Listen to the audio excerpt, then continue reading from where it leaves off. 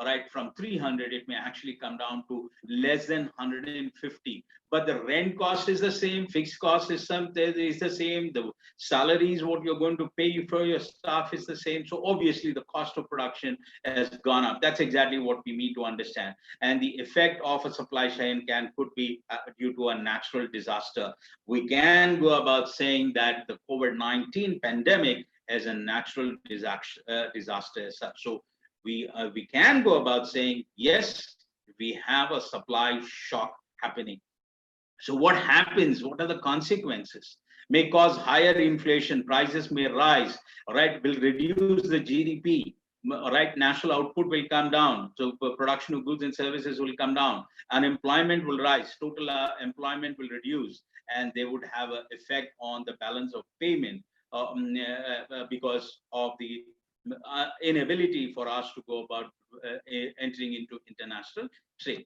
So let's also look at the other side. We have seen the supply side. Let's look at the demand side. The demand side is the consumption, what is to happen relating to that. So we have the negative demand. So when we have a negative, we have demand can be all right. There can be a positive demand shift or a negative demand shift. A positive demand shift actually is where the economy booms. And when we have a negative demand shift, the shift is towards, all right, downwards. All right, then we have basically, it's a similar thing. Let's say before the pandemic, the aggregate demand is and the output is Y1. And then therefore the goods and productions are between at GPL1. And now because the demand decreased, people are not able to spend or go about purchasing goods and services. So therefore, product output reduces from Y1 to Y2. So that brings about a reduction in the general prices levels relating to that as such. So what is the fall in an aggregate demand? So the net exports cuts down, the government spending, there'll be a cut in government spending, and therefore higher interest rates will happen, and there will be a decline in the wealth and confidence of the people. And all right, so I'm not looking at the increase of ADA because that is not what we're looking at. We're talking about the fall in the aggregate demand as such. So therefore, we have a negative. So we have also a demand shock. So we have seen here, if you actually now for a moment pause, are we really facing a supply shock? The answer to that is yes. Are we actually having a demand shock too? All right, answer to that is yes. Now, just to give you a simple example. Now, I'm taking my own example over there.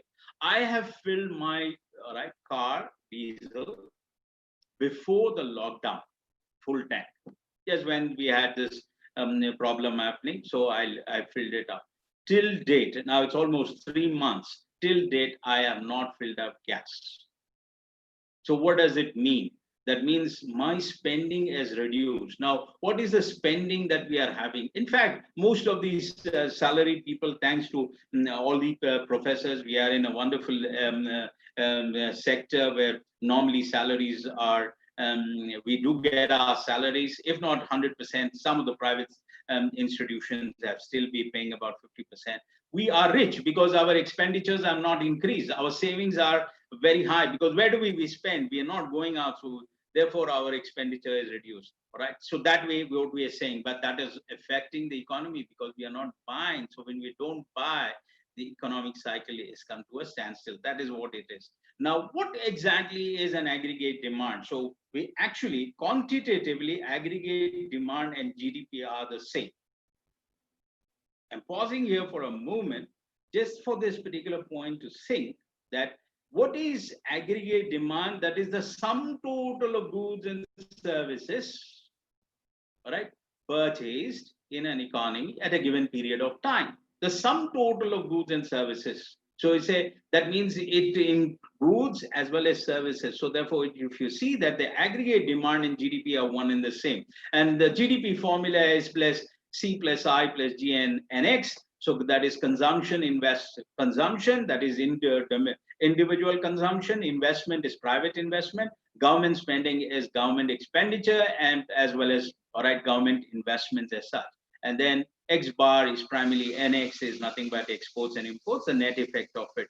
That is exactly what your GDP is. Now, all right, if we pause for a moment and say, has the GDP declined? If supposing the aggregate demand is declined, obviously we could say that the aggregate, all right, the GDP has a decline as such.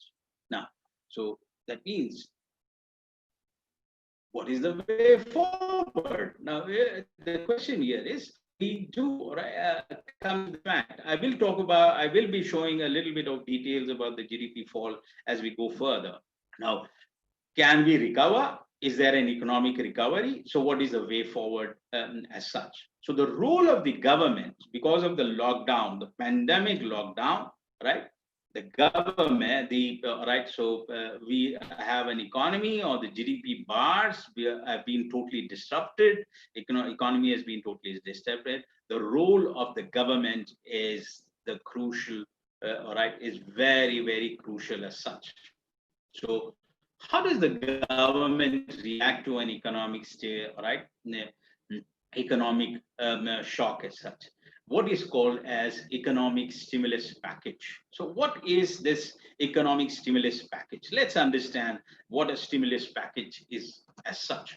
So let's just look at, let's basically get into the fundamental concept of an economic stimulus as such. Economic stimulus refers to a targeted fiscal and monetary policy intended to elicit, all right, an economic response from the private sector. So the stimulus is to bring about a response from the private sector, that is the, all right, the business sector. The economic stimulus is a conservative approach to expansionary fiscal. Expansionary means increasing the money supply, fiscal and monetary policy that relies on encouraging private sector spending to make up for the loss of the aggregate demand. So we already have seen that there's been a loss of the aggregate demand. So the fiscal stimulus measures are deficit spending, lowering taxes. Monetary stimulus measures are produced by central bank and may include lower interest rates. Economists still argue over the usefulness of the coordinated economic stimulus, with some claiming that in the long run it can do more harm than in the short run. We will not look at we'll ignore the last point of it. We will keep it there for it. So here, what we're talking about here is exactly what an stimulus is, that the government, through its fiscal and monetary policy, should go about taking up the steps. Now, just for the benefit of all of us here, a monetary policy is primarily a policy of money supply, which is basically rooted through the Reserve Bank of India, okay, and also about the interest rates. So money supply and interest rates go hand in hand. And then we talk about fiscal policy is also about taxation and the government spending. These are the two things which are important as such. So here we would see that when we talk about the pandemic and the effect of it, it is more relating to the fiscal policy of the government. So I'm just summing up here. Economic stimulus is supposed to direct the government deficit spending. What is deficit spending? We will come to that later. Tax cuts, lowered interest rates, or new credit creation towards specific key sectors of the economy to take advantage of powerful multiplier effect that will directly increase private sector consumption, investment spending. This increased private sector spending will boost the economy out of recession, at least according to the theory. So we're talking about the economic stimulus as the solution to this particular problem. Now, just to the participants, right? I'm basically talking about, please keep these things in mind if we go further. Deficit spending, tax cuts, lowered interest rates, or new credit creation. So this is exactly what are the things that I would like you to keep in mind. So in our discussion, this will come up for further as such. So in summation, we would say economic growth means an increase in real GDP.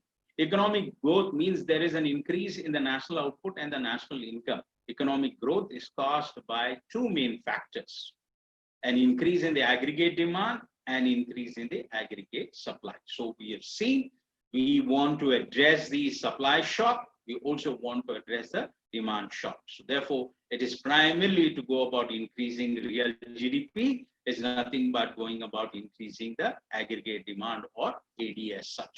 Now, so economic growth means increase in right, the real GDP as what we're talking about, and this exactly. So let's understand for here for this what is the effect of the factors which go about affecting the aggregate demand. Right, these are some of the things which will help us in understanding this. When we talk about will the stimulus help, right, bring about an impact. So we talk about factors which affect aggregate demand is lowering interest rates, increased wages, increased government spending, confidence, that is consumer confidence has to increase. Only then he will start spending, and he would like to spend more money.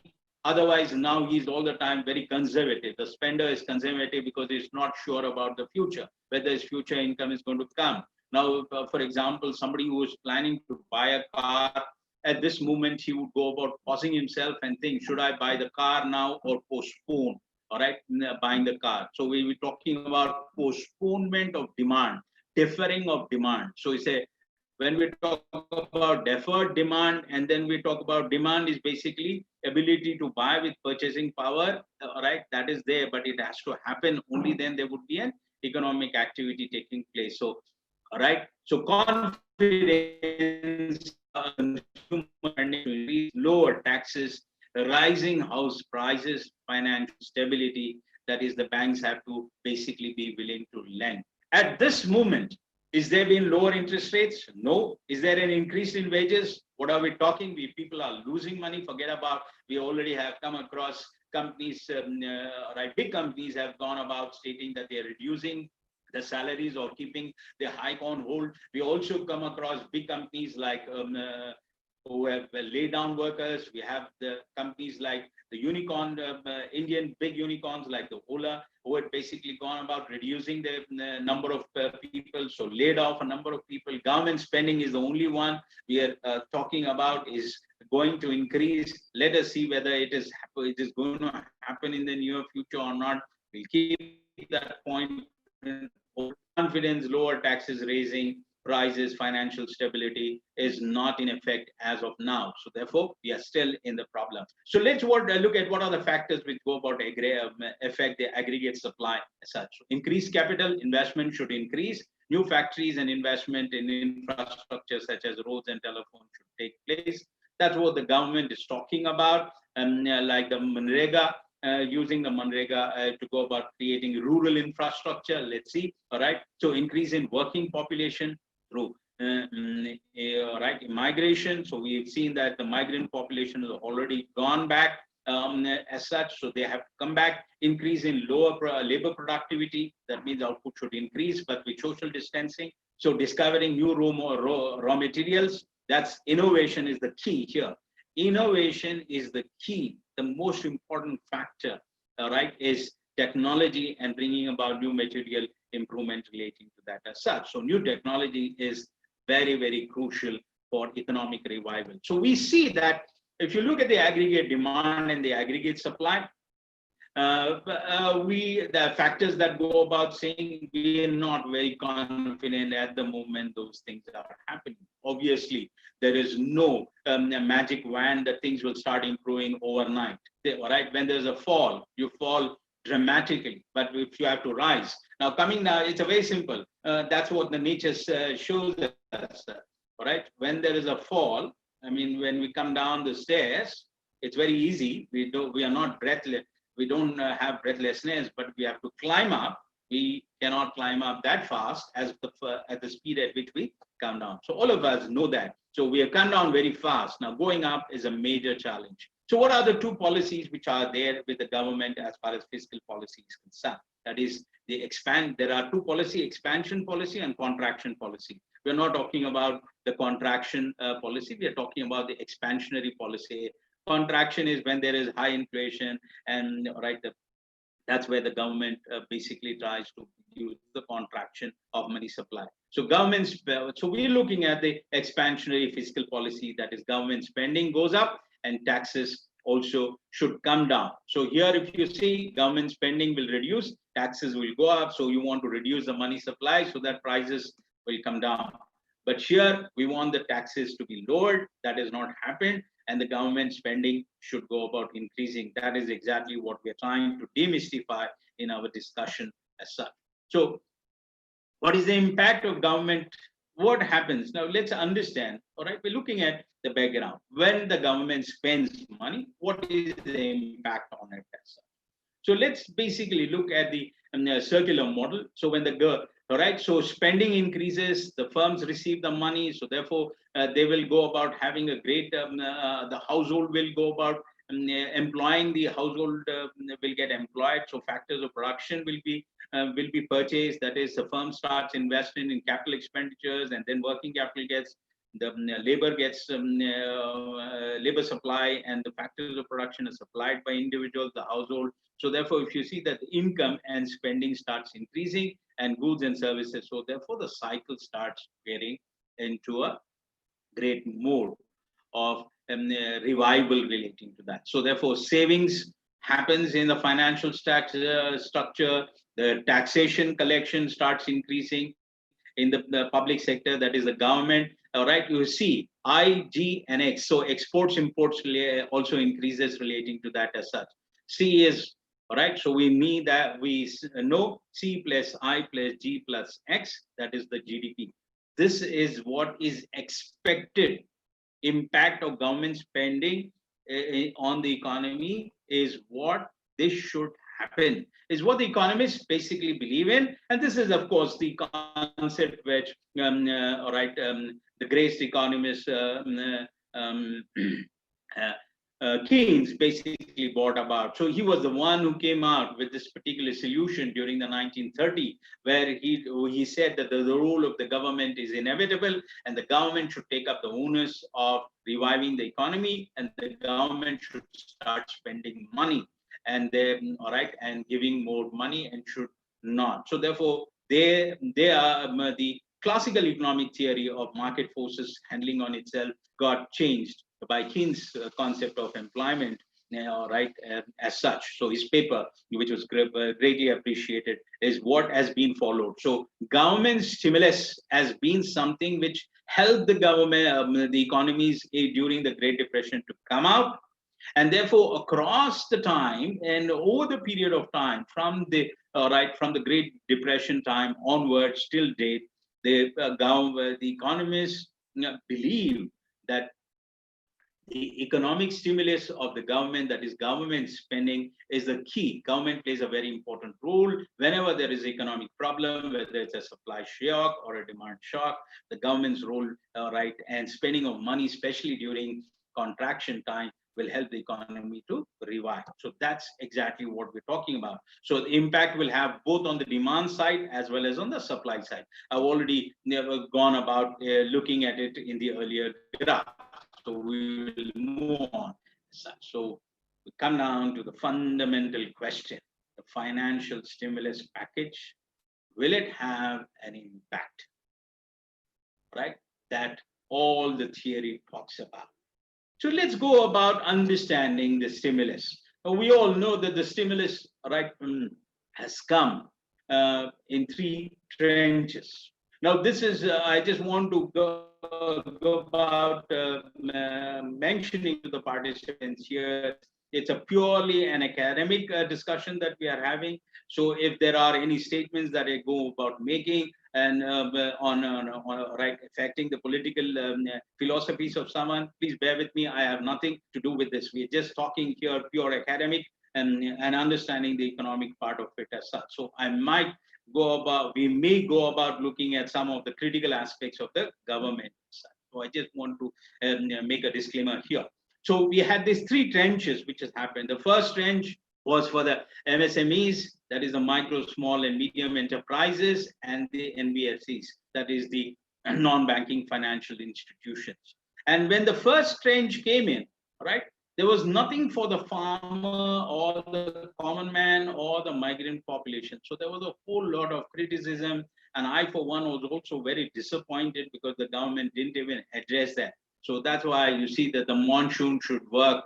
So the farmer is saying, forget about the trench or not. We are all dependent on the Lord. And if it rains, all right, we will survive. We don't have to be dependent on the government is what. So came the second trench, which basically talked about food grains. That's where it talked about for the farming community as well as for the poor sector. We talked about loans, all right, which the government talked about, all right, stated it's going to go about uh, giving loans, food supply, free food supply, and for the underprivileged through the PDS, and some cash on hand to those underprivileged persons relating to that, and various subsidies which they would go about extending towards the farming community as such. Then we had the third trench, all right, the trench which was came to the economic stimulus, again addressing the various other segments of the agricultural sector, and talked about the all right, the various liberalizations or reforms that they would go about bringing in the agriculture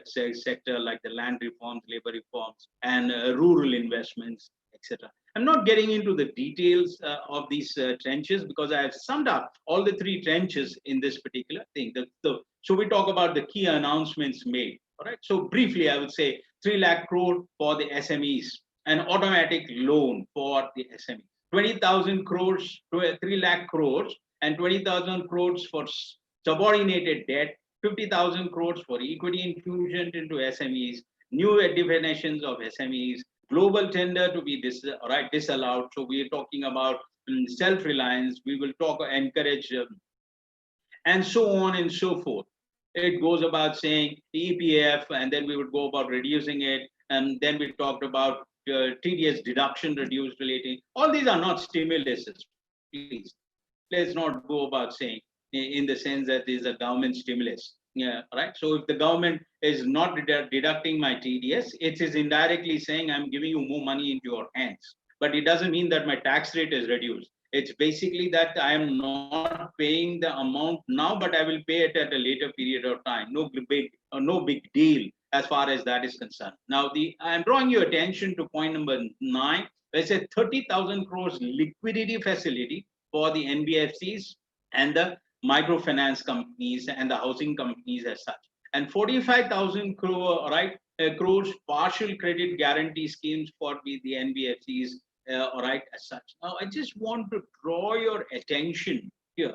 There is no mention anywhere about the banking sector or the banks lending. The government has basically said credit guarantee. The government will give 100% credit guarantee.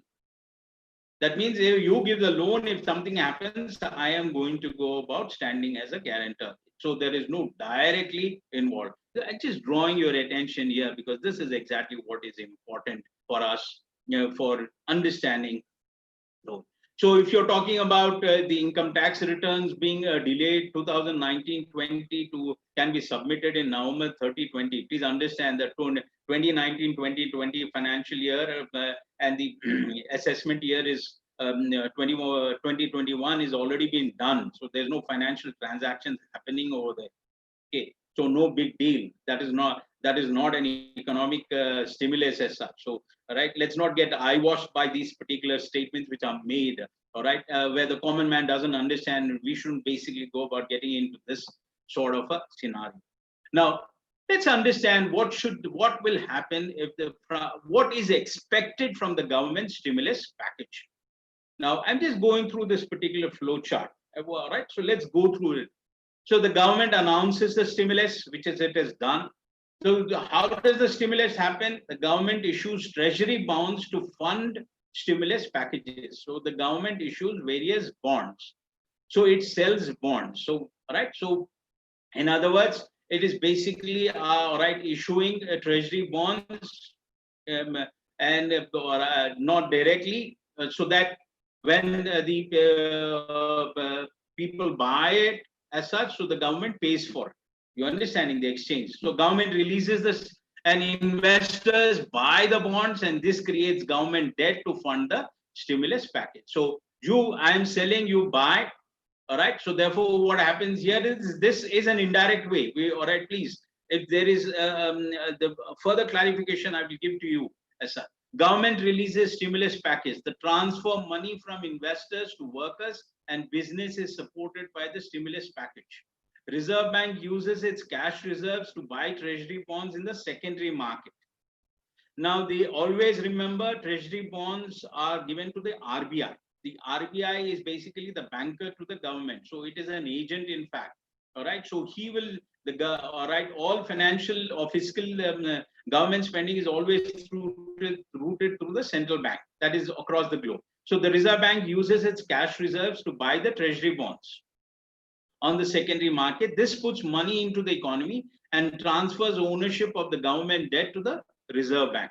The government raises taxes from economic activity to pay for the treasury banks as such. Now, this is how the stimulus works. Now, this may be slightly technical part of it as such. I will demystify this in a very simple manner, right? So we talk about liquidity crunch in the banking sector, because the banks have not been receiving. So we talked about loan moratorium. So therefore, the banks have not been able to collect their installments. So there have been wage reductions, or there have been no salaries as such. So therefore, the banks are also stressed out as far as the cash inflows coming, but the banks are sitting on big money. It's not about it. So therefore, what we talk about here about this liquidity boost, how is this whole thing as such?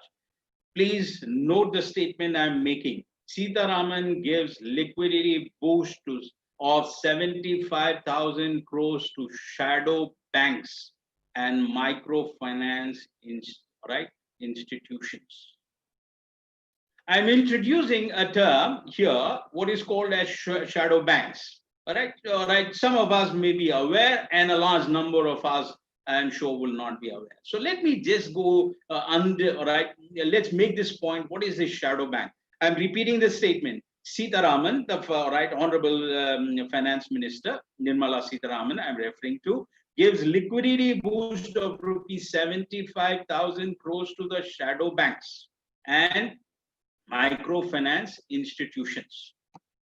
Now, let's first of all understand what a shadow banking is. Please, be with me on the left side. That is my left side, and coined by Paul. This term was coined by one economist called Paul McCullin in 2007, with specific reference to American non-bank financial institutions that use short-term deposits to finance long-term loans. Non-bank financial institutions. So what does shadow bank refers to? Refers to all non-bank financial intermediaries that provide services similar to those of traditional commercial banks. But what is the difference? Carry out traditional banking functions, but do so outside the traditional system of regulated depository institution. Carry out traditional banking function. What is that? They collect deposits as well as lend money.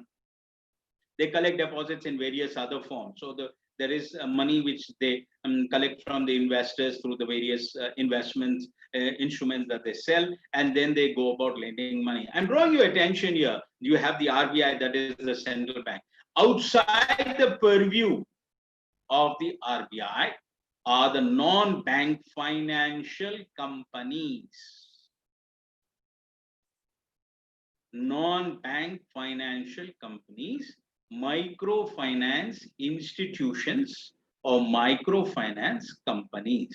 Companies are all government, private sector.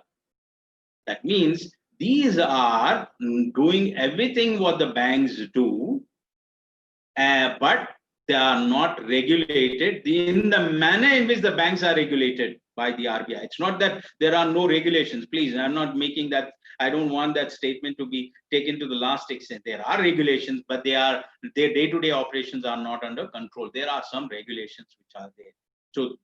So in other words, what I'm saying, the NBFCs are what are called by the shadow banks. And across the globe, I need to make this statement, across the globe, be it China, all right, a communist country, the NBFCs play a very, very crucial role as far as the economic activity is concerned, or the role in the supply of money is very, very important. So just to draw your attention, some of the popular NBFCs in India is concerned. You have the Tata Capital, you have the big companies, the Aditya Birla Group is there, and then India Bulls Housing Finance. So we have the private housing finance companies. So Reliance Housing Finance, Diwan Housing Finance, Canfin Homes. Now, these are all private companies. These are listed companies. What I'm talking about is that we also have, it is stated that close to about 10,000 NBFCs are registered with the Reserve Bank of India. Right? So what is that we are talking about? Nirmala Sitharaman, all right, the Honorable Finance Minister, gives liquidity boost to the 75,000 crores to the shadow banks and mutual, the microfinance institutions. I had mentioned earlier that in the stimulus package, there was no direct mention of the banks as such. So therefore, the money is going to whom? So how does the NBFCs work? So we need to understand how the NBFCs work relating to this as such, because we need to, that is where is the demystifying part of it, and how this stimulus is going to reach the economy is what we're trying to break and try to understand. So the NBFCs are normally the ones we go about providing short-term liability, especially the auto sector. Auto finance is primarily done to a large extent. The retail sector gets it. Industry also borrows money in the form of commercial papers and bonds that they, in the bond market, they go about issuing, collect money. Housing finances and real estate is one big sector where the NBFCs normally go about giving a huge amount of credit as such. Now, right, this is how the structure is there as far as this thing is concerned. You have the shadow banks in the center. Right here, the NBFCs are there, and then they go about, and the banks and the mutual funds are there relating to that, and they go about creating, they will raise the money in the form of deposits, and these deposits are basically gone about creating, and there is a special purpose vehicle which is created. Now, this special purpose vehicle are those big organizations or big institutions which lend money. So the shadow bank himself might create a separate wing of a special purpose vehicle, which will start funding. Where we're talking about bridge, when we talk about big projects. So big projects are funded in this particular form, in the form of issuing CPs, that is commercial papers, as well as CDs as such. Okay, that is deposits, what we're talking about as such, and loans. Now, this is how the whole system works. So everything is working behind. That's why they're called as the shadow banks. There's all working behind the scene and in the money markets. So this is the market which is not visible to us, or not much of data information comes. That's the bond market where only these financial institutions are taking an active part into it as such. So we have the Atmanirbhar Bharat Abhiman. Right, sounds very interesting and very proud and very patriotic, and affects us. So we are talking about a 50,000 crore equity infusion to SMEs through fund of funds. That means there is going, the SMEs will get through a fund, and that fund will come from a fund. There'll be another master fund, what is called as a mother fund and a daughter fund. Okay. So the government is going to give money to a mother fund. So it is going to create a fund, what is called as a mother fund. There will be other daughter funds, smaller funds, etc. They will go about creating a fund. They will fund it to these NBFCs. And then from the NBFCs, it is going to reach the SMEs. So that is exactly. So we talk about 30,000 crores special liquidity scheme. Okay. So what I will do is, let me just go about getting into the under the how the system works. How does the stimulus package work? We'll come back to this part of the stimulus package or the Atmanirbhar after we understand. So how does the stimulus package create liquidity? That's our major part of it as such. So how the scheme will work is like this. A large public sector bank will float an SPV. That is, a public sector, like let it be an SBI, or a PNB or a Union Bank, will create an SPV, a special purpose vehicle. It will be an independent entity promoted by the government, and the government will infuse 5 crores as equity into the SPV. So that means it's a joint venture started by the government giving 5 crores to the SPV, and then that the public sector bank will also go about creating the equity. So that means there will be 2 of these people who are working. Then the SPV will launch a stressed asset fund. So the fund of fund we are talking about, the mother fund. So they will now launch a fund. So obviously it's like any other fund, mutual fund, where you issue some units and you connect money. In the same way, this SPV will issue the bonds. Now, when they go about issuing bonds and sell the bonds relating to that, the bonds will issue, the fund will issue government guaranteed securities to RBI. So this SPV will now issue bonds to RBI. So now note, the SPV will issue bonds to the RBI. RBI will buy it. So RBI will give money to the SPV, that is the fund of fund. The proceeds will be used to buy the NBFC funds. So we talk about the mother fund. Now we'll go about buying. NBFCs are now required to sell commercial paper or bonds, which should be maturing in 3 months. And once the NBFCs sell their bonds, or that is indirectly by taking a debt. So we're talking about a bond issue. So I have purchased, all right. So if I've sold a bond, that means I'm selling a liability for which you are giving me a cash. So in other simple terms, all right, for common understanding, a bond is nothing but a loan. So the NBFCs will now issue a bond. It is a security line, and then they will collect cash, and this cash will now go about being given for the banks. So what I'm saying here is, this is how they are going to give you the loan. So I'm further classifying. I want you to note the maturing in 3 months. Now, if the NBFC says in a pandemic, in a scenario like this, if the bond of what you're expecting me to issue and take is only going to mature in 3 months, do you think that I'm going to get back the money which I'm going to lend for the businesses and get back that money in 3 months' time?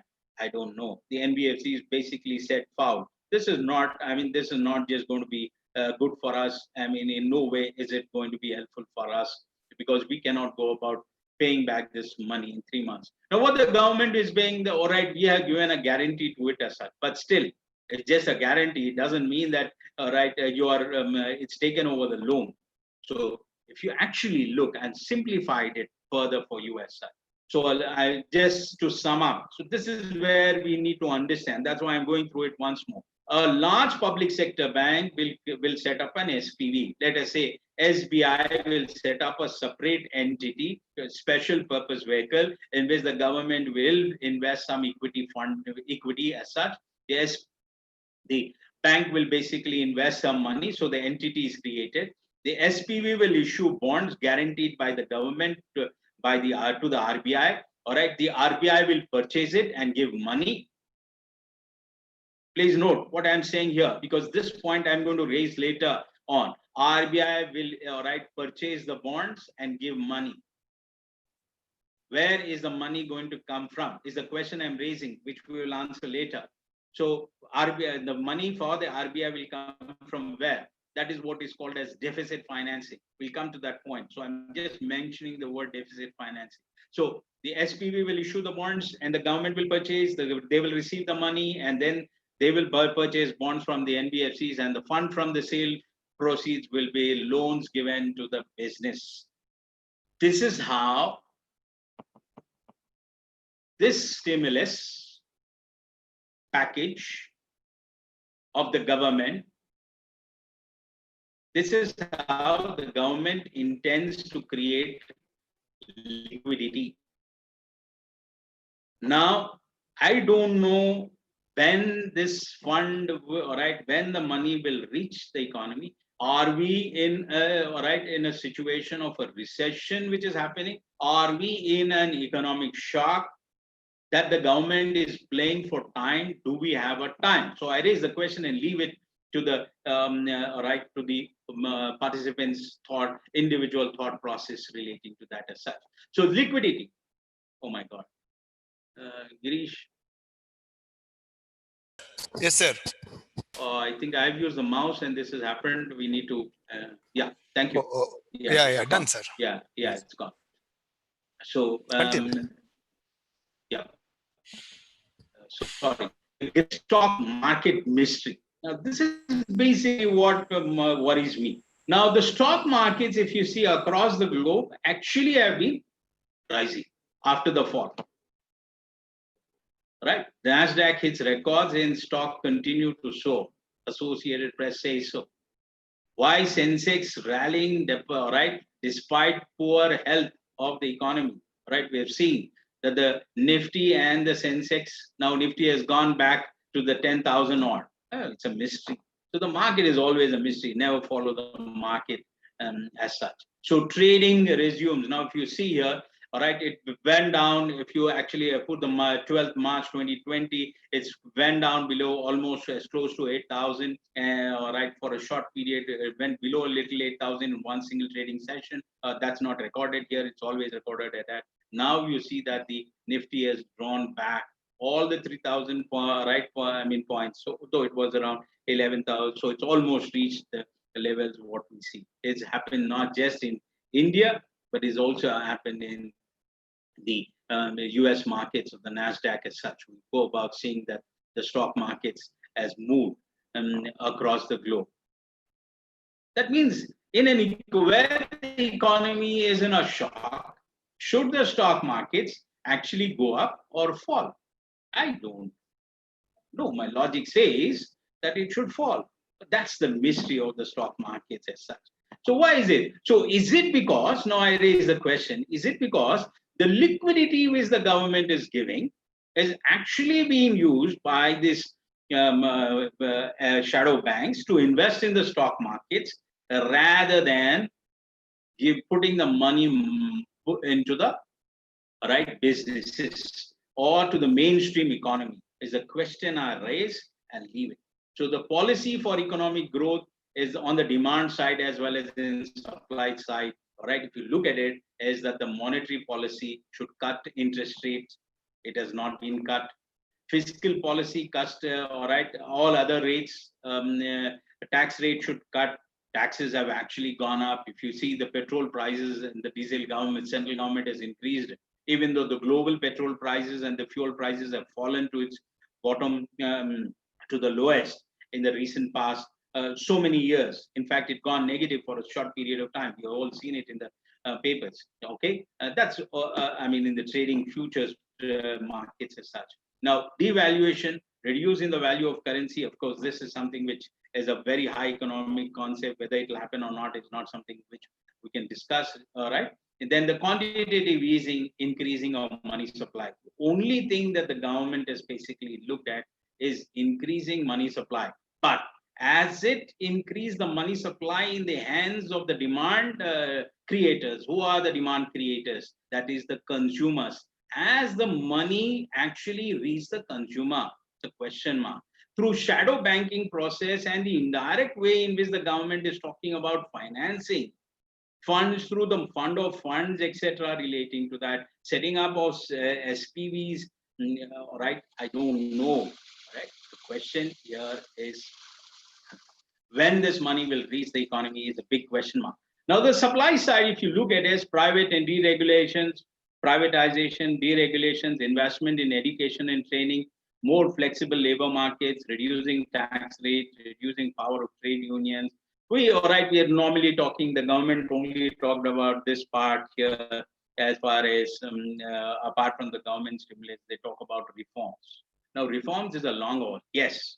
Is reforms required? Yes. It is true that reforms are required. But reforms are simultaneously along with that, the government should go about addressing the demand side. So what about the demand side stimulus? So all these 20 lakh crores. So this young chap is asking, oh, lots of money here. Papa, is our life going to change? I ask the question to everyone, all the participants. Has the life changed because of the government stimulus? At the moment, at the same time I'm making, the point here is that it will take some time. But in the way in which the government is actually brought about the stimulus program and the funding relating to this, I would just like to, for a moment, draw your attention. I would like to go about showing you another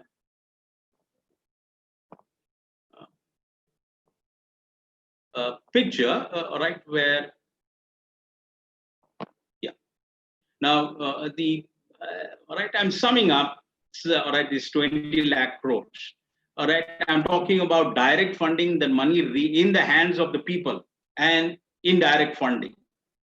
Now, if you look, I'm breaking up this 20 lakh crores briefly for the benefit of the audience as such. That is the EPF contribution. There is no cost to the government. Income tax refunds. It's all right. It's a bullshit. I'm sorry to use this wordy word. How income tax refund is my money here. The government is sitting on my money. It's people money. And you talk about giving that refund back to me and you say it's a stimulus. I just don't want to say anything further on that. So, right. So there's no cost to the government. Extension of due dates of filing returns, no cost to the government. 3 months moratorium. All right. Is the government given an interest waiver over there? No. Is my loan waived off? No. Right. It's just that I have to pay the loan and I was speaking to a banker. I asked him, would you go about compounding the interest? He says, sir, the system will take care of itself. They are talking about the computer will take care of itself. So that means you will pay any installment we are deferring, we are going to pay interest on that as such. It's not that we are going to become richer. We are actually becoming poorer because we're going to pay interest on interest. Automatic collateral free loan to businesses. No government does not spend any money. Subordinated debt, right? Here the government is going to have a cost relating to that as such. All right. So for the SMEs, about 4,000 crores is what the cost is. The government is saying. Equity infusion, no cost to the government. TDS rate reduction, no cost to the government. Mudra loan, this is a loan which is given for the new entrepreneurs, especially women entrepreneurs. There is no cost to the government. All right. It is the Prime Minister's Garib Kalyan package of 1,70,000 crores of 5,000 kg wheat and 500 to Jan Dhan account is basically a cost to the government relating to that as such. Okay. Now this money, right, is 500. It's big money. It's right. Please look at it. Don't look 500 from an individual point of view. Then it doesn't make sense. When you talk about 500 overall economy, is quite a big money. So this is where it is now. This money, where is this poor man going to spend? Obviously, he might have blown off the money, and all the money doesn't reach everyone. It's only the registered ones. The farmers, all right, the cost to the government is only 2,000 crores as such, and then all these, if you look at it as such, only street vendors 5,000 rupees, which they said that they would give this cost to the government, and right, 6,000 cost to the government, 30,000 cost to the government, 70,000 cost to the government. If you look, I'm just drawing your attention. If you look at the red of cost to the government, this is direct financing. You can hardly see, and summing up the total thing here is that the total cost to the government out of the 20 lakhs is 3,20,902 crores. That is 16,60,050 crores. There is no cash to the government. There is no cash outflow. Okay, so I leave it to the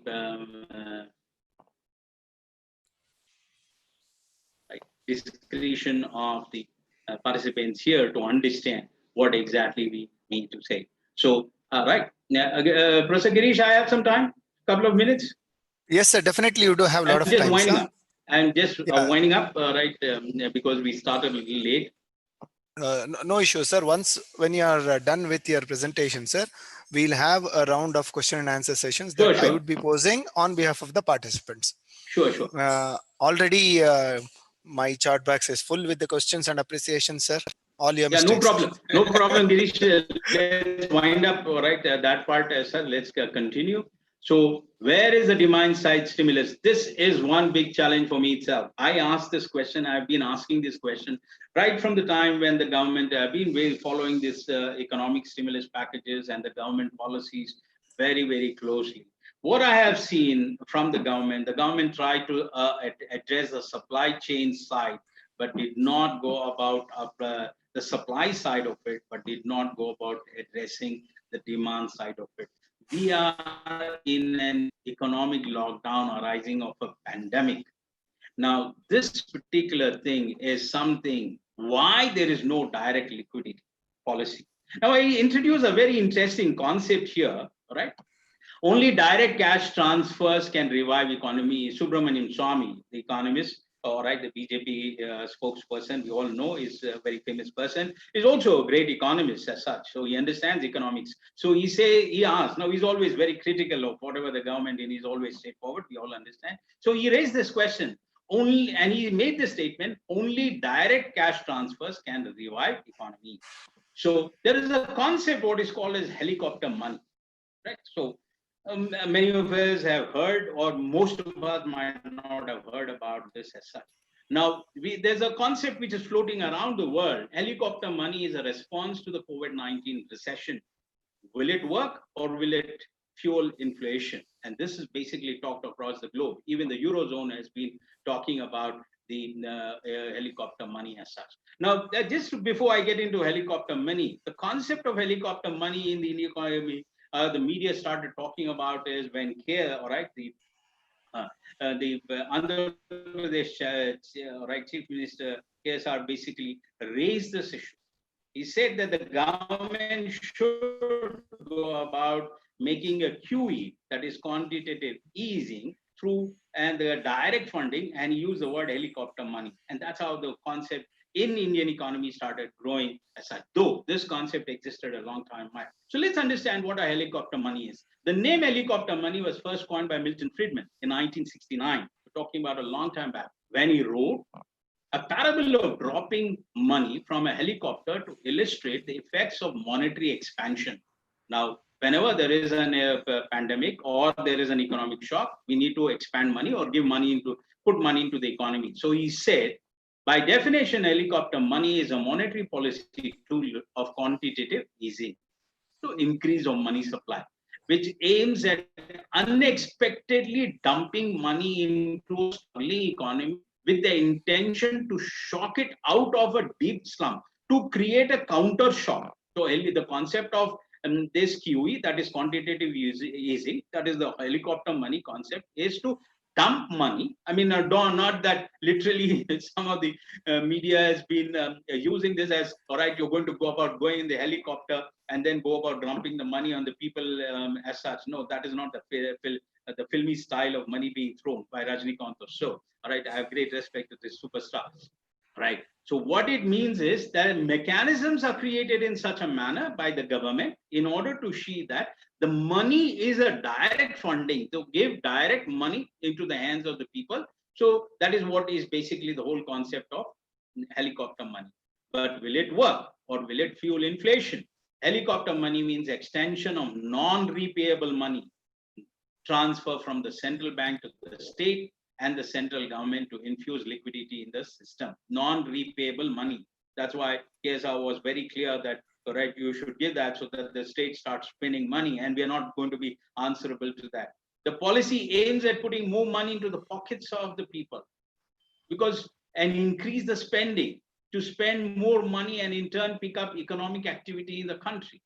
Direct impact of helicopter money is rise in the disposable incomes of the people, that is purchasing power of the people, increase in money supply with an intention of boosting demand and inflation in the economy, is what is the whole concept of the quantitative using, right, where direct financing. So what I'm basically talking about is why not direct liquidity policy is the question. So, but then it sounds very beautiful here. I mean, when you talk about helicopter money and things like that, looks very exciting for all of us, but it creates one of the biggest challenges, what is called as fiscal deficit.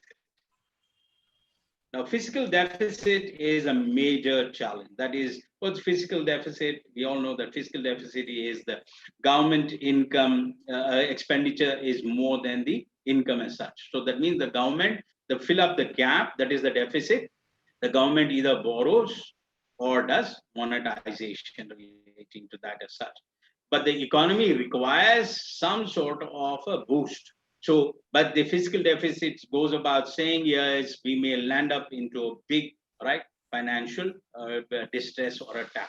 So when the government's total expenditure exceeds the revenue, that is, it generates, that is, all right. So what we're talking about here is India has already exceeded the annual target of 102% of the fiscal deficit as such. All right. An economist basically talked about fiscal deficit, and he talks, right, Mr. Chowdhury, head of the fixed income of IDFC, AMC, on Thursday raised the possibility that monetization of the fiscal deficit may already be underway at the Reserve Bank of India. So all the bold ones is what you need to look: monetization and deficit. So to put it in layman's term, monetization of deficit is printing of money to finance the government spending. So is the government across the globe through finance printing money?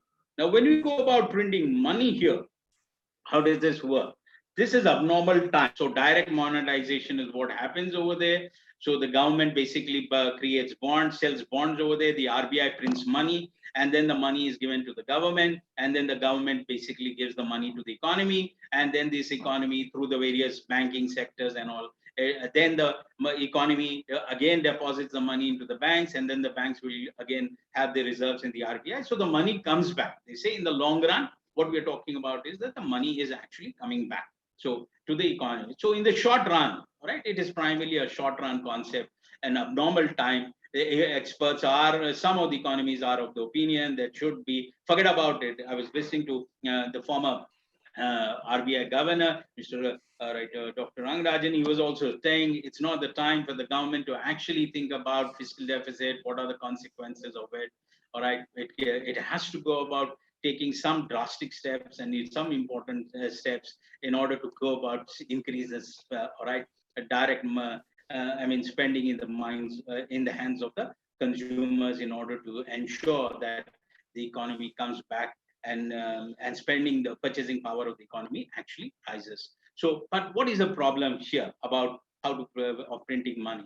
So I'm just giving you a small example here. If you see, let's say before the printing of the notes here, so their number of goods is 1 million, and the money supply is, let's say, 10 million rupees or dollars. Average price of the goods is 10. So when the money price increases, the goods are the same. Number of goods are the same. Please, I want you to know the goods have not increased. What has increased is the money supply is increased from 10 million to 20 million. So purchasing power is increased, but the supply of goods and services are not increased. When the supply of goods and services are not increased, so that's what we say: more money chasing less goods will make go about increasing the prices. What we call it as inflation. So now there is more money, but the same number of goods and no price increase. So it will go about creating inflation. So that's why the economists fear that direct monetization or deficit financing, when it goes about increasing, will go about creating inflationary pressure, which will go about reducing the purchasing power of the rupee. The rupee will fall down, and then we will have other effects of the economy, is what the whole concept relating to that. So fiscal deficit, heavy government borrowing, exchange rate weakens, import prices will go up, inflation prices will increase relating to that. Then the government will, in order to maintain it, because in order to maintain their political support and they don't want to lose, they will create more money and more borrowing, and then it will lead to hyperinflation. So this is the negative side of the fiscal deficit, or helicopter money, or what we're talking about is direct quantitative easing. But we need to recover. So I'm just coming to the last part of it. What is recovery? Let's also understand, because I said demystifying, I want to demystify the whole concept in the totality as such. Okay, just bear with me for 5 minutes and I will wind up. Understanding the recovery. So crisis is now beyond. Now, are we post-COVID-19? Please, there is nothing called as post-COVID-19. We are post-lockdown. COVID-19 is there and will be there for some more time, is what the scientists and experts in the health sector say. Will not, right? So therefore, we continue to live, but then the economies across the globe stated we cannot go about having a lockdown and get feared. So we need to learn how to live with the COVID-19. So now is the stage for recovery. And normally recoveries are of three shapes, right? So I'm summing up the ways in which that experts have been discussing in the recent past about what are the ways of recovery such. The best scenario is a V-shaped recovery in which the economy quickly recoups the lost ground and gets back to the normal growth trend line. I'll raise the questions and leave it. Will we see a V-shaped recovery? Right? We look at the second one, a U-shaped recovery, resembling a bathtub, is a scenario in which the economy, after falling, struggles, muddles under a low growth rate for some time before rising gradually to usual levels. That's a U-shaped recovery. All right. Will India be looking at a U-shaped recovery? Question. The W-shaped recovery is a dangerous creature. Growth falls and rises, but fall again after recovering yet again, thus forming a W-like chart. The double dip depicted by a double-shaped recovery is what some economies are predicting if the second wave of COVID comes along with the initial rebound falters to deceive. According to me, in the stock markets, if I compare this, the stock markets, I foresee a W-shaped index. So it has fallen, it has recovered, it will fall again. All right, because the economy is going to take some time to recover. So that's the most dangerous is what economy says. Then we have the L-shaped recovery. Is the worst case scenario in which growth after falling stagnates at low levels and does not recover for a long time.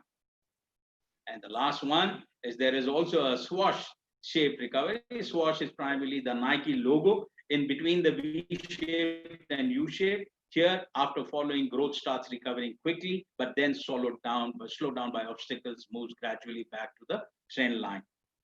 I don't know if you ask me the question, what we are going to see, because the world has not seen. There are no statistics which is available for us to go about saying what is the shape of our recovery going to be there as such.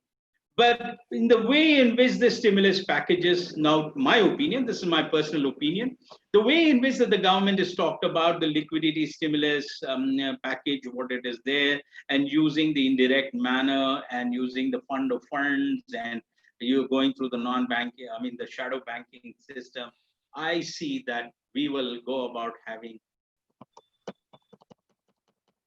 right, a great recovery. So, right, so the impact of coronavirus on the Indian economy is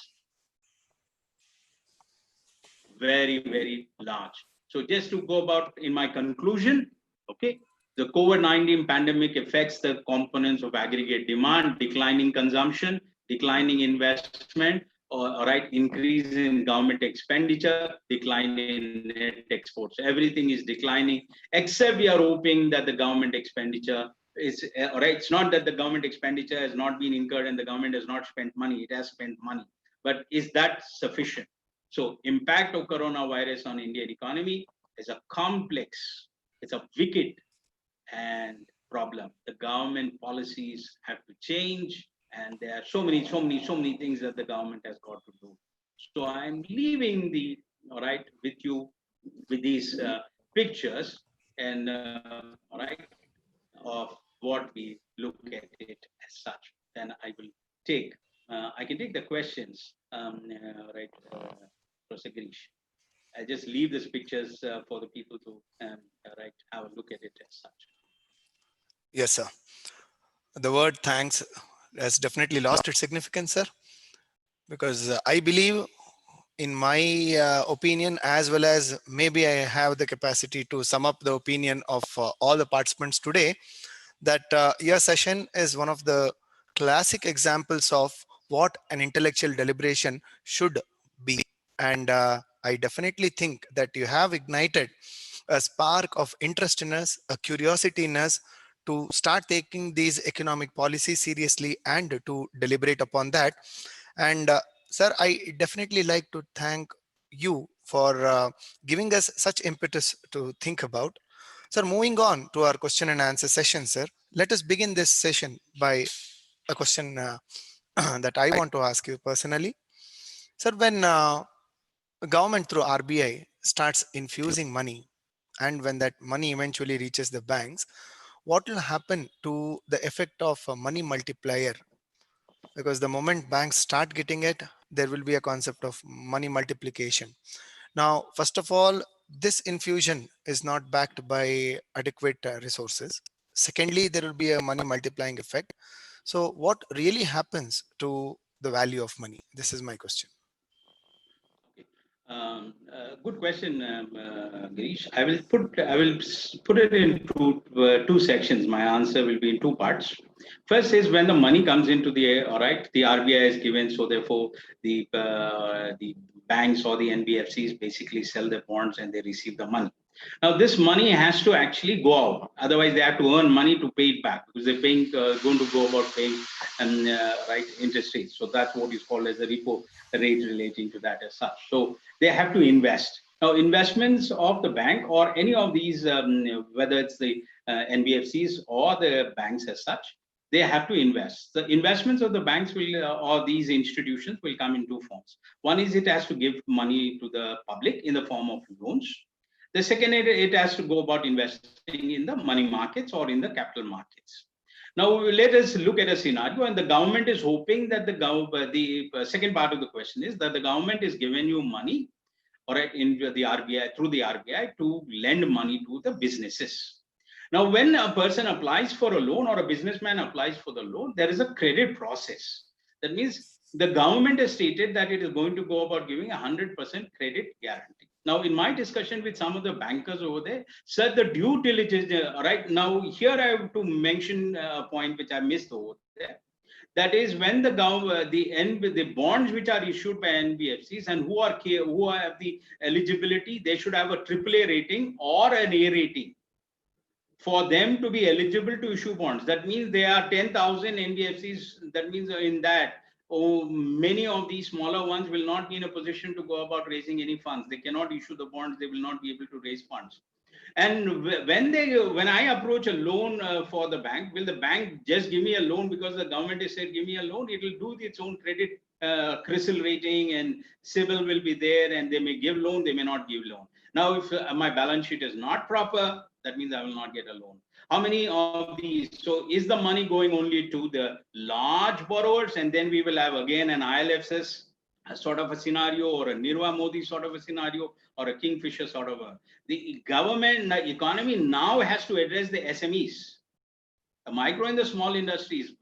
Are they credit worthy to get the loan? Now they have closed down for 3 days. Now the balance sheet is totally shaken up. When your balance sheet is totally shaken up over there, what balance sheet are you going to provide for the banker to go about giving money? All right. So I think, this money multiplier will work only if the banks are willing to give loans for everyone with their due diligence, but not being so stringent in lending money. I Very hope well, sir. yeah. Definitely, sir. Definitely have answered my query. Thanks a lot for that. And moving on to participants' questions, Professor Shukumar has asked, all economic policies are drawn at macro level. On what basis the allocation of funds are made?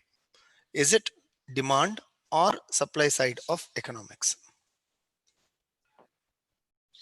All right. Whenever there is a money, when the government, we talk about fiscal policy only, right? We'll stick to the fiscal policy. Fiscal policy addresses two sides of it. That is the supply side as well as the demand side. So if you look at the demand side is now, for example, I'm earning 1,000 rupees. If I'm earning 1,000 rupees over there, all right, and my tax is, let us say, 20 rupees, I have 80 rupees to spend. So if supposing the government follows a fiscal policy of reducing the tax, and it reduces my tax from 20% to 10%. So therefore, this 100 rupees a year from which I used to pay 20 rupees as tax, now I pay only 10 rupees as tax. So I have 90 rupees for disposal. So that means that is addressing the demand side through the fiscal policy, tax reduction, interest rate reduction, where the cost for the consumer or the businesses come down and they have more purchasing power to purchasing power and create further demand relating. When we talk about the supply side, through the fiscal policy is through money infusion, or the government spending money, or the government creating it as such. So one of the things what Lord Keynes said when he talked about this government spending, he said the government should take up infrastructural projects. That's exactly what the government, the Modi government is talking about is Manrega as such. That is the Mahatma Gandhi at the rural sector spending what they want to do, create rural infrastructure. So the government will spend a lot of money. So it creates a lot of demand for the factors of production, thereby reviving the economy as such. So the fiscal policy does address both. But in this fiscal the government policies over there, we have not seen the demand side effect like reduction in interest rates or reduction in the taxes. So it has only looked at the government spending part of it as such. I hope that answers your question. Yes, sir, definitely, sir. And we have two questions posed by Professor S. Syed Khadar, and his questions have definitely made us, it has rather put a lot of khadar to the session. First question is, demand side stimulus, when can we expect it in operating and yielding results? Right. Dr. I would start with this as a statement. I wish it starts today, and all of us wish it starts today. The first and the foremost thing for demand to rise is increase in employment. All right, unless and until employment increases and unemployment reduces, right, we will not go about seeing, because people don't have money. Who are the ones who are going to create demand? It's you and me and all the general public who are going to create demand as such. So the bottom of the supply chain is us, right? The top of the supply chain is the factors of production and the manufacturers. The bottom end of the supply chain is the consumer. If the consumer does not buy, to whom is the goods and services going to be produced? So the government, this consumer should have money in hand. Only then demand is going to be created. And that is possible only when employment increases. And the migrant workers who have lost their jobs, or all the people who have got their jobs. So it is going to be a very, according to me, my person, it's a very painful and a slow process that we are in, unless something dramatic steps are taken by the government, not the policies. My understanding, the policies what the government has taken is not a law, is not a thing which will have an immediate impact. And just to add here, the points here, let to summate relating to that. See, when we say growth, people are talking about growth. Please do not fall under the government making a statement about growth or recovery, or the media talking about growth or recovery, especially the business channels. I explained to you what a growth is here, recovery is here. Now, when there's a lockdown, I'm taking an example of the automobile industry. When there was a lockdown for 3 days, the factories were shut, the sales, all the retail shops were shut. That means the automobile industry in the retail segment as well as in the production segment was zero. So the graph was at zero. Now, after the lockdown is opened, now there have been sales. So let us say there have been hundreds units of sold in a month. Now, from a zero, when it moves to 100, is that recovery? Yes, it is recovery. Statisticians will say it is a recovery, sir. From zero, the graph has moved up. What recovery are we talking about? We are talking about the recovery back to the pre-COVID days. All right, at least 50% of the pre-COVID days in the next few months. But just because we have 100 units of cars being sold, it doesn't mean that it is recovery. The lockdown is actually brought the economy back into a cyclic motion. It is a very, very, very slow motion. It is slower than Michael Jackson slow mo. Yeah. Thank you, sir. Thanks a lot. By the same participants, we have another question. Employment generator is influenced by FOP, whereas SMEs encouraged for cognitive tech by replacing physical labor. How are we going to study and come out gradually with solutions? Stimulus and haircut are the permanent tools for liquidity. Yeah, I mean, I think part of the answer I had already given in my earlier statement that I had made, right? Yes, so sir. if you actually talk about here creation of employment, And if you, let's take, for example, of the migrant workers.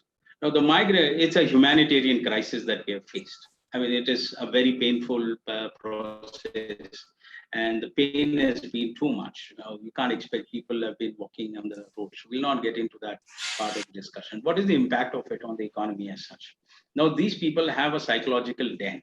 So that means that he will not come back. So though we talk about a migrant coming back, right? The experts on migration policy I have been following and reading relating to that. They say that only 30 in the near future, only 30% of the people may come back. So 70% will not come back because it's been a huge psychological dent on them, part of it as such. So these are huge segments. You see that 70% of the Indian labor is from the migrant population.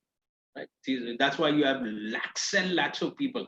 I mean, it's been an ocean of people who have moved out. We didn't even know that this many people would be in one city or one place as such. So, therefore, whatever the stimulus it is primarily to go about doing. Now, it is very important that the government actually takes a serious note about it as such. That means it's the bureaucrats. When I talk about the government, it is the bureaucrats. With all due respect, they're all very intelligent and very intellectually, and where all the experts are there. But what we need is solutions and not political solutions. We need real-time solutions here. So employment generation is the key, Okay, whatever sir. the policies may be. Okay, sir. Thanks a lot for that answer, sir. And Syed Khadar, sir, thanks for those questions. Moving on, sir. Kavya, a researcher, has asked this question. Is there any relationship between helicopter money and demonetization? No, Kavya, there's no relationship. Okay. And Dr. Anupama Kumari has asked this question. Right, just to make it much more clearer to Kavya, right, as a research student that she is. See, demonetization is like, taking 100 rupees and getting back a new 100 rupees. Right, so there's nothing of extra money being created there. Right, so that's what it is. It's just an exchange of old notes to new notes. I appreciate that answer, sir. So I thank you on behalf of Kavya, sir. And moving on, sir, Dr. Anupama Kumari has asked this question. Sir, the nationwide lockdown to prevent transmission of the coronavirus stave off a worst case public health crisis. The impact has been sharply felt in the unorganized sector and informal economy, in which over 90% of women and workers are affected and are facing so many challenges and vulnerabilities. Would you please suggest some occupation for them? Right. It's a question which is question. very, yeah, it is a very tricky question, right, Professor? See, we at this particular moment of time, any job is good job.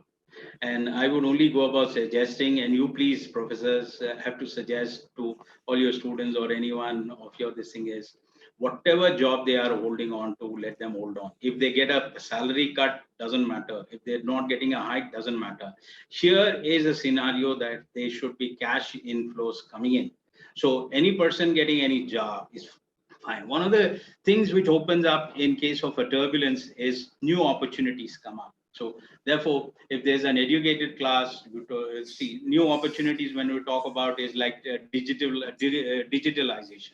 Whoever, as some of us who have never gone about using the laptops in the form of a a session on online sessions, etc. Today we are using it. So there are a lot of changes, a lot of things which will happen in the world, and new things will happen, and therefore the education is very important at this time. Getting updated is very important. And in case of those people who are the lower income people as such, I can only say God will take care of them at this particular moment of time. And we all pray to God that he takes care of them in some way or the other. And as far as it's all about how the government goes about creating the Manrega and how new infrastructural projects that the government takes up, when will it take up, all that is very, very crucial in the hands of the government. Only then employment for the underprivileged will be taken, all right, will happen in large numbers. All right, not about one or two people. Okay, so that's truly a heartfelt answer from your side, sir. Um, I thank you on behalf of Dr. Anupama. Sir, that would bring us to the end of one of the most enthralling sessions that we ever had. Sir, the economic stimulus package has been demystified, but the problem is we have been mystified by your intellectual acumen. I really thank you for that. May I now request Professor N.R. Ravikiran, Assistant Professor, Government First Aid College, Frasertown, to formally propose a vote of thanks and to convey the common sentiment of all the participants to you, sir. Over to Professor Ravikiran.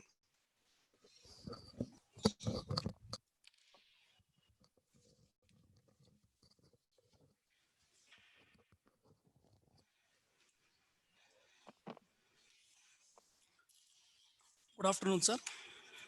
Good afternoon, Professor Sir, it is Ravikiran. my privilege to propose vote of thanks to today's eminent resource person, Dr. K. Ashok Anand, sir, on the topic Demystifying Indian Economy Stimulus Packages, a Critical Appraisal.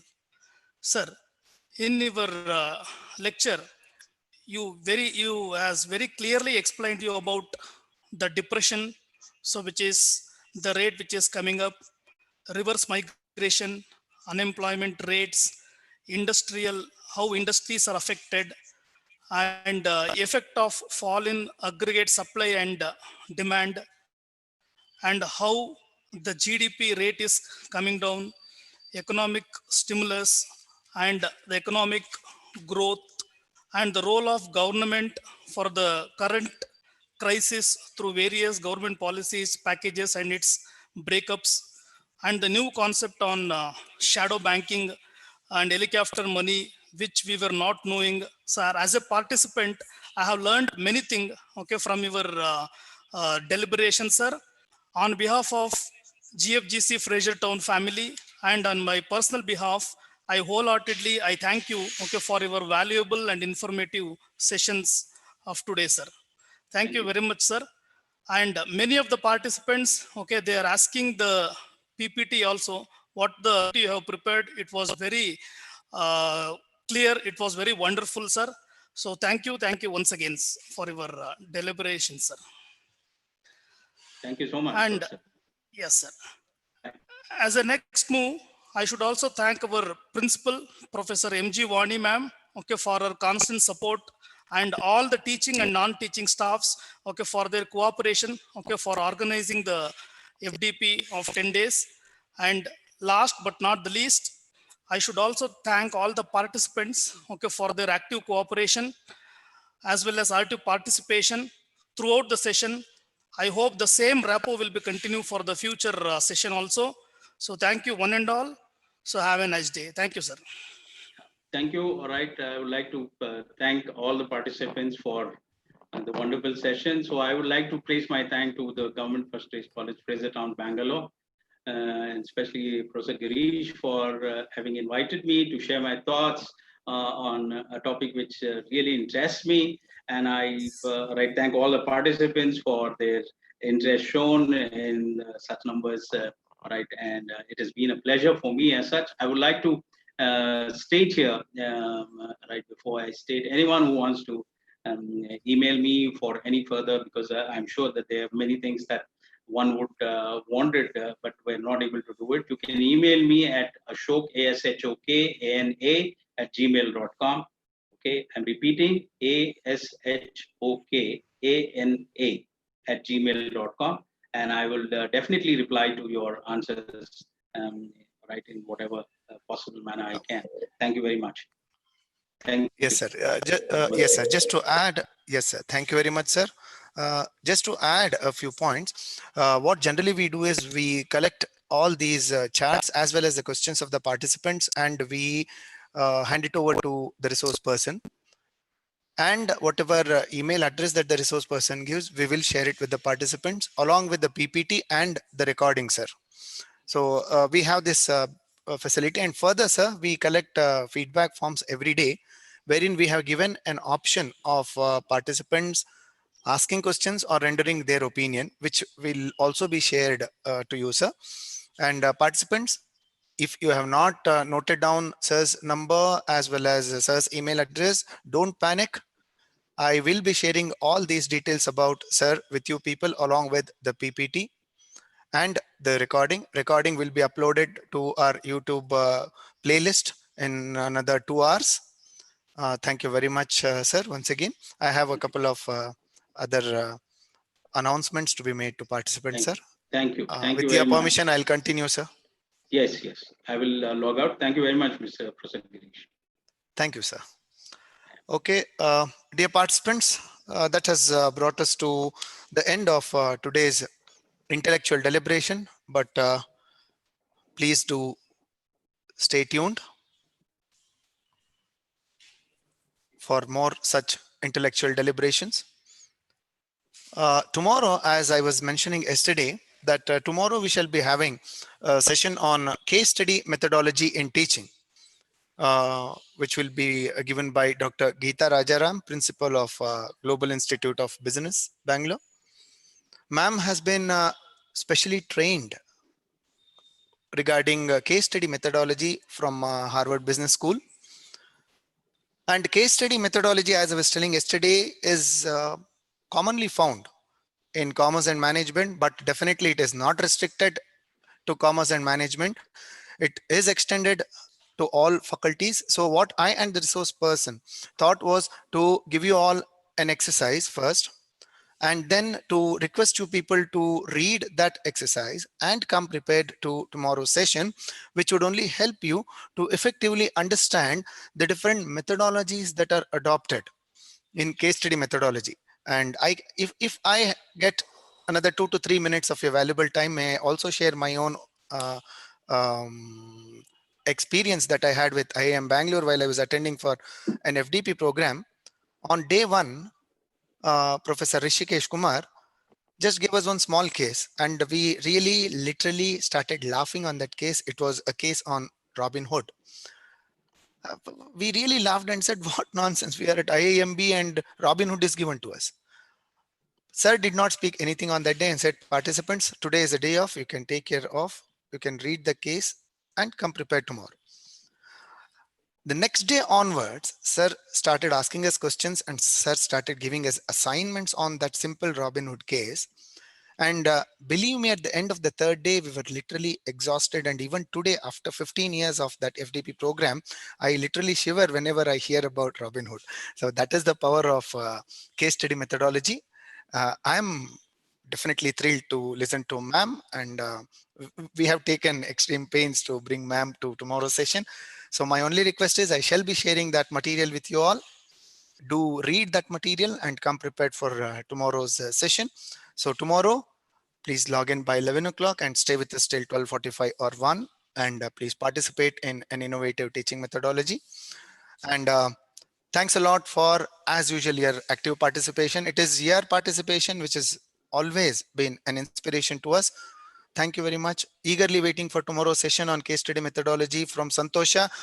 Very nice. Even I have become Santosha after seeing your message. Thank you very much. And with that, I shall be ending the session. Dear participants, thank you all. Have a nice warm afternoon and a romantic evening and a safe night. Take care. Maintain social distancing, but of course not with your family members. Thank you all once again. Bye.